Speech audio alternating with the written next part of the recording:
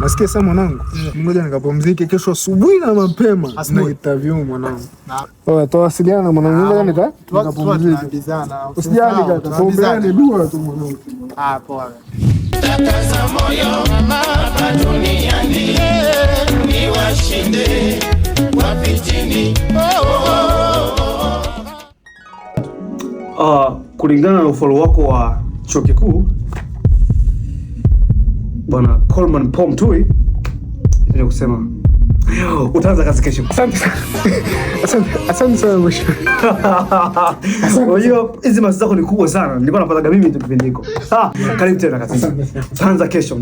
Asante kesho kijana. Kijana. Usisahau madudu yako wala kijana.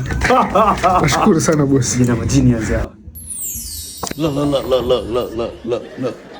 Look at this. Somebody come look at this.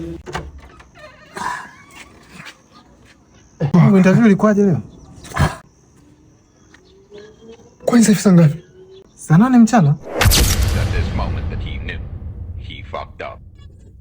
Usiniambie hujaenda. Mwanangu ndo naamka toka jana.